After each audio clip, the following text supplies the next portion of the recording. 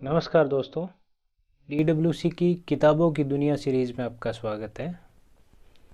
दोस्तों, जब भी हमें सिलेबस से इधर कोई किताब पढ़ने का सजेशन मिलता है तो सबसे पहले जिस किताब का जिक्र आता है वो श्रीमद् भगवत गीता है। लेकिन दोस्तों, जब भी हम किसी बुक स्टोर पे भगवत गीता लेने जाते हैं तो वहाँ पे हम देखते हैं कि भगवत गीता पे भगवत गीता नाम से कई किताबें अवेलेबल हैं। हमें कौन सी किताब पढ़नी चाहिए, किन के लिए कौन सी किताब पढ़नी चाहिए, इस वीडियो में हम ये समझने का प्रयास करेंगे। आज मेरे पास जो बाज़ार में सर्वाधिक प्रचलित जो गीता पे टीकाएँ लिखी गई है वो अवेलेबल है। हम एक एक करके उन पे बात करेंगे कि किन लोगों को कौन सी गीता पढ़नी चाहिए ताकि वो इसको पढ़ के समझ सके। दोस्तों, गीता केवल पूजा की वस्तु नहीं है, ये पढ़ने की वस्तु है। इसलिए हम एक एक करके इसको समझने का प्रयास करेंगे कि कौन सी किताब किन लोगों को पढ़नी चाहिए। दोस्तों, यहाँ पे हम जिन किताबों के बारे में बात करेंगे उनकी वरीयता क्रम की सूची मैं यहाँ पे लगा दूँगा ताकि मेरा जो सजेशन है वो उसी वरीयता क्रम में होगा कि किस वरीयता क्रम में कौन सी किताब पढ़नी होगी। यहाँ पे हम एक एक करके जिक्र करते हैं कि कौन सी गीता हमें पढ़नी चाहिए।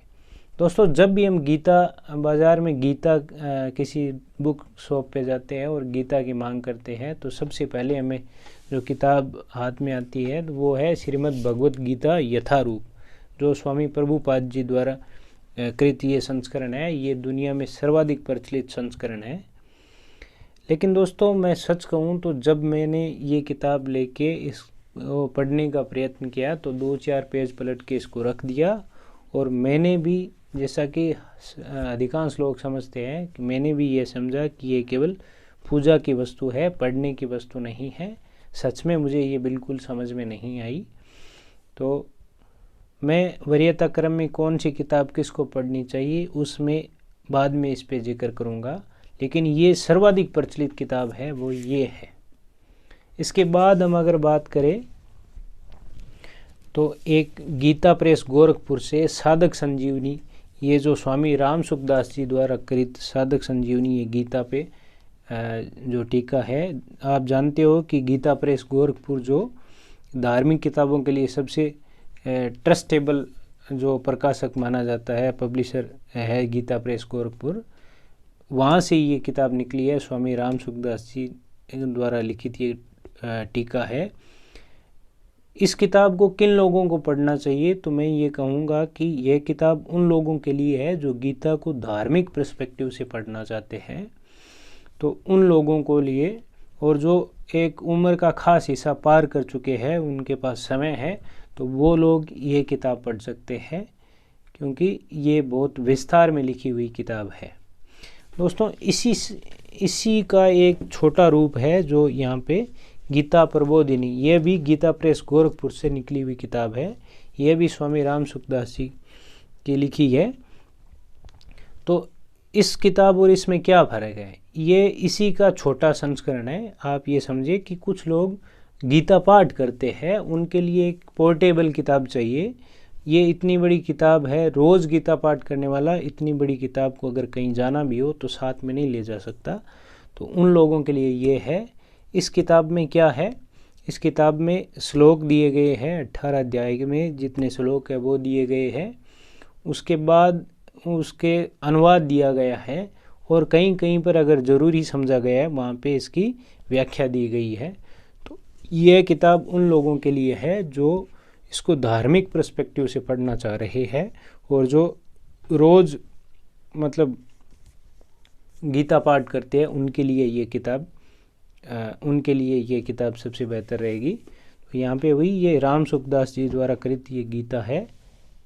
इसकी बात स्वामी राम सुखदास जी की साधक संजीवनी टीका के बाद हम जिस किताब की बात करने वाले हैं वो है श्रीमद् भगवत गीता यथारूप, स्वामी प्रभुपाद जी द्वारा कृत ये गीता का सर्वाधिक प्रचलित संस्करण, जो आमतौर पे गीता इसे ही समझा जाता है।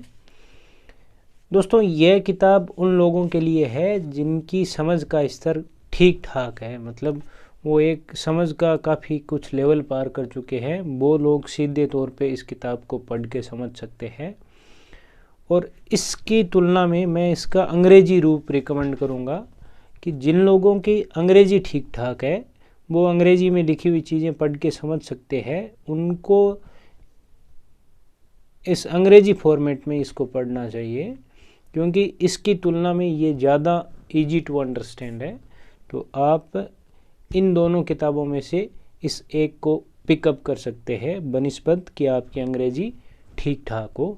तो ये जो मेरे सजेशन में ये नीचे से दूसरे क्रम में आएगी, ये जो श्रीमद् भगवत गीता यथारूप है, तो ये उन लोगों के लिए है जो समझ का एक स्तर पार कर चुके हैं।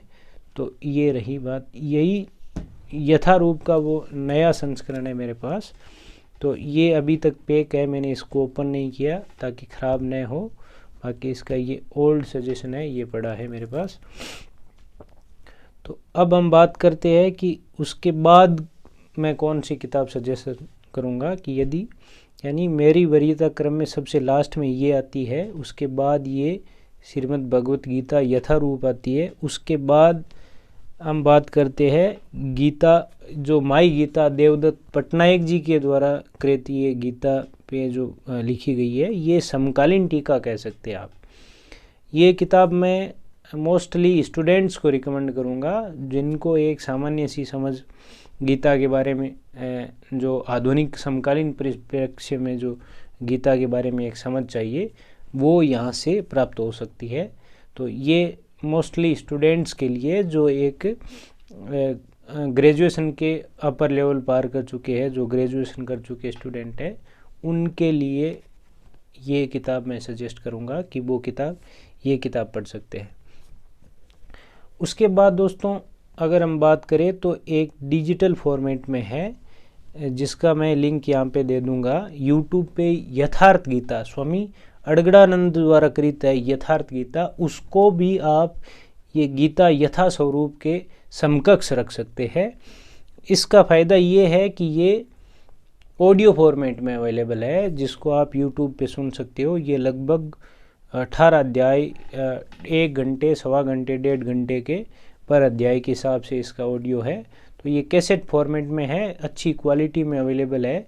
इसका लिंक आपको यहाँ पे दिख जाएगा, तो आप इसको सुन सकते हैं। ये भी एक अच्छा विकल्प हो सकता है कि अगर आपको बिना कोई बर्डन लिए, बिना किताब पढ़े भी गीता सुनना है, तो आप इसको सुन सकते हो। दोस्तों उसके बाद मैं रिकमेंड करूँगा सेकंड लास्ट जो किताब रिकमेंड करूँगा, गीता रहस्य। ये तिलक जी द्वारा जो गीता रहस्य लिखा गया है, ये किताब मोस्टली गीता के कर्म योग के बारे में विस्तृत व्याख्या है इसमें। तो और इसको संदर्भ के रूप में, जो महाभारत को संदर्भ ग्रंथ के रूप में लिया गया है। जैसा कि आप जानते हो कि गीता महाभारत के भीष्म पर्व से निकली है। तो मोस्टली ये गीता, उसके बाद यानी मेरा जो सेकंड लास्ट सजेशन है वो ये गीता रहेगी। इसमें जैसा कि तिलक जी ने कहा है कि गीता किताब उन लोगों के लिए नहीं है जो केवल फुर्सत में बैठ के किताबें पढ़ना चाहते हैं, उन लोगों के लिए नहीं है, बल्कि इसमें कर्म योग की विस्तार से व्याख्या की गई है। एक कर्म योगी के रूप में, जो तिलक जी खुद थे कर्म योगी, उन्होंने इसको एक बहुत ही सुंदर तरीके से व्याख्या की है। अगर मैं कहूँ कि सेकंड, इनको अगर न स्किप करना चाहो तो आप इस किताब को पढ़ सकते हो। अब लास्ट में मैं उस किताब की बात करना चाहूँगा जिसको पढ़ के मैं गीता समझ पाया, जिसको सुन के मैं गीता समझ पाया, उसके बाद मैं ये गीता का यथारूप पढ़ पाया। उससे पहले मेरे लिए केवल पूजा की वस्तु थी, जो कि नहीं होनी चाहिए थी। वो किताब है ओशो का गीता दर्शन। दोस्तों हिंदुस्तान में अगर इन इतने शताब्दियों में अगर कुछ भी महत्वपूर्ण पैदा हुआ, तो उन महत्वपूर्ण चीज़ों में से एक ओशो रजनीश थे। ये मेरा नंबर 1 सजेशन ये है, जो मेरे पास हार्ड कॉपी रूप में अवेलेबल नहीं है, क्योंकि ये बहुत महंगी किताब है। आप देख सकते हो कि 8,400 रुपये का ये 8 वॉल्यूम में प्रकाशित किताब है। ये ओशो का गीता दर्शन, दरअसल उन्होंने जो गीता पे बोला वही किताब के रूप में छप के तैयार हुआ। तो ये 8 वॉल्यूम में है। इसका किंडल एडिशन अवेलेबल है मेरे पास, और आप देख सकते हैं कि किंडल में ये 7 एडिशन दिखा रहा है। इसमें पहला और दूसरा जो वॉल्यूम है वो एक में ही है, तो इस वजह से ये 7 वॉल्यूम है। हार्ड कॉपी में ये 8 वॉल्यूम में अवेलेबल है, यहाँ पे देख सकते हैं आप।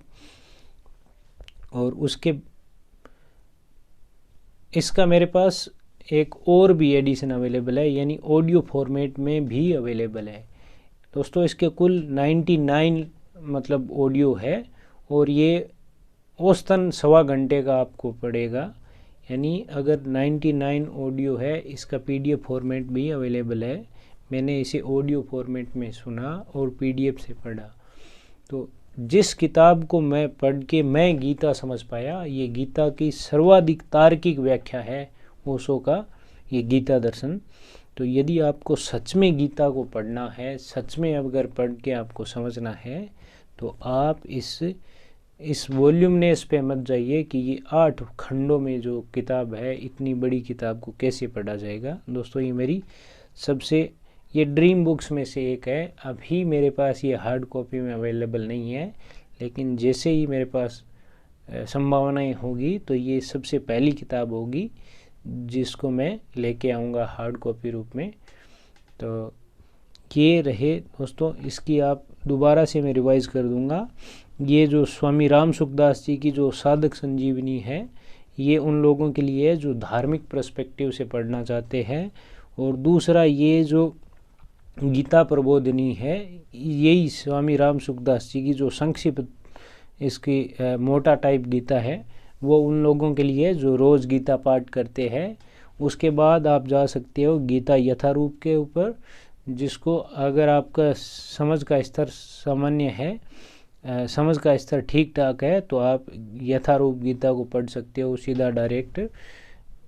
लेकिन मैं इसका अंग्रेजी संस्करण वो इसको इजी मानता हूँ, वो आप पढ़ सकते हो। उसके बाद अगर आप स्टूडेंट हैं और समकालीन पर्सपेक्टिव में अगर गीता को देखना चाहते हैं, आप ग्रेजुएशन कर चुके हैं, उसके बाद अगर गीता पढ़ना चाह रहे हैं, तो आप देवदत्त पटनायक की गीता माई गीता पढ़ सकते हो। और उसके बाद अगर आप थोड़ा सा डीप में नॉलेज लेना चाह रहे हो, तो गीता रहस्य जो तिलक जी, जो उन्होंने मांडली जेल में बैठ के इस गीता रहस्य लिखा था। और फाइनल जो सजेशन है वो ये है कि आप ओशो का गीता दर्शन पढ़ सकते हो। और जिन लोगों को ओशो का गीता दर्शन पढ़ना है वो कमेंट में बता सकते हैं, मैं उनको डिजिटल फॉर्मेट में अवेलेबल करवा दूंगा। धन्यवाद दोस्तों।